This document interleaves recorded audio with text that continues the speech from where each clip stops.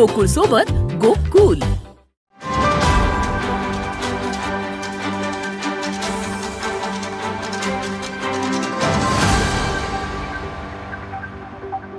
आबाजींचा आज 75वा वाढदिवस होतोय, यावर आमचा कुणाचा विश्वासच बसत नाही. कारण त्यांच्या देहयष्टीकडे पाहिलं की ते 75 वर्षाचे कधी झाले हे आम्हाला समजच नाही.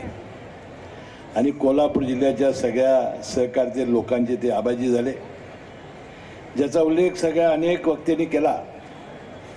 ते कैलासवासी श्रीपतराव बोंद्रे साहेब, SR पाटील साहेबांच्या नेतृत्वाखाली सहकारामध्ये आबाजींची जडणघडण झाली. आणि या नेतृत्वाखाली काम केल्यानंतर एका सहकारामध्ये एक कार्यकर्ता किती मोठा होऊ शकतो हे आबाजींच्या रूपानं आपल्याला दिसून आलेलं आहे. त्यांच्याकडे आलेल्या सगळ्या संस्थेचं काम त्यांनी अतिशय उत्कृष्ट केलं. आणि विशेषतः गोकुळ संघाचे संस्थापक कैलासवासी आनंदराव चोळेकर साहेबांनी काही नवरत्न निवडलेली होती. त्यामध्ये नरके साहेब असतील किंवा आबाजी असतील, अशा रत्नांची त्यांनी निवड केली. आणि या गोकुळचं मुंबईमध्ये दुधाचं मार्केट सुरू करण्याची परवानगी मिळवून मी खासदार विशाल पाटलां साहेबांना सांगू इच्छितो की आज मुंबईमध्ये आणि राज्यामध्ये म्हशीच्या दुधाला आपण अमूलला इथं येऊ दिलेलं नाही. त्यांना मुंबईमध्ये म्हशीच्या दुधाची विक्री करत असताना कोल्हापूरमधून दूध नेण्याची आणि ते विकण्याची पाळी त्यांच्यावर आली.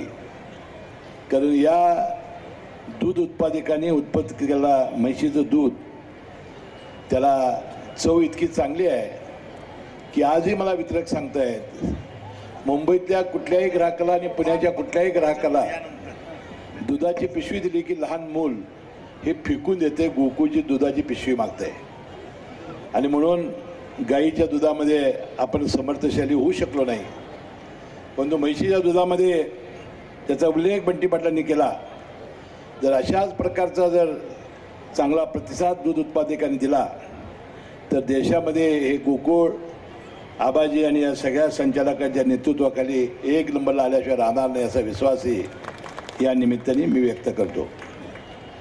बंधूंनो, मुंबईमध्ये विक्री असेल, तिथलं त्यांनी जमीन घेऊन काम पॅकिंगचं सुरू करण्याचं काम असेल, पुण्यामध्ये काम सुरू करण्याचं काम असेल, असे अनेक विविध निर्णय घेतलेले आहेत. आणि आबाजींचा या सभासदाशी इतका कनेक्ट आहे. आमच्या जिल्हा मध्यवर्ती बँकेचे एक तसेच संचालक आहेत.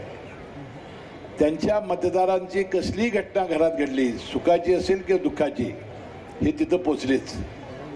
त्यामुळे या जिल्हा दूध संघामध्ये अनेक संस्था काढणं, त्या संस्थेची सभासदाशी, त्या ठरावधारकाशी संबंध निर्माण करणं आणि माझ्याशिवाय गोकुळची निवडणूक कोण जिंकू शकत नाही असं वातावरण तयार करण्याचं काम विश्वास आबाजींनी केलेलं आहे. आता निवेदक मगाशी म्हणाले की इथं जय विरूची जोडी आहे. जय म्हणजे कोण? आबाजी. विरू म्हणजे कोण? अरुणराव डोंगरे.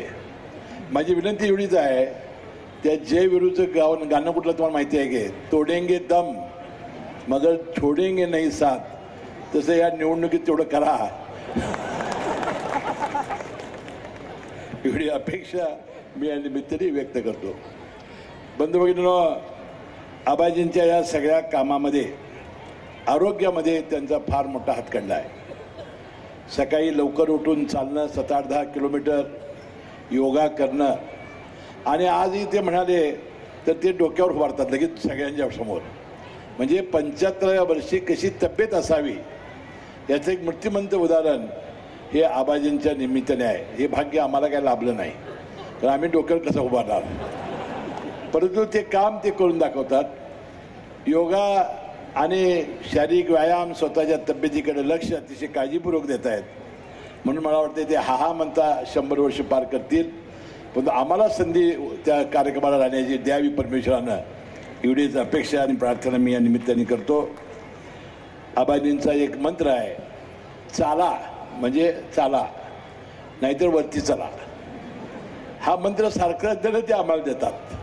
रोज माणसानं चाललं पाहिजे आणि चाललं नाहीतर म्हणून वरती गेलं पाहिजे, हा त्यांचा मंत्र आहे. मला वाटतं या निमित्ताने त्यांच्या कार्यक्रमाच्या निमित्ताने त्यांच्या सहकारातलं काम आपण लक्षात ठेवूया.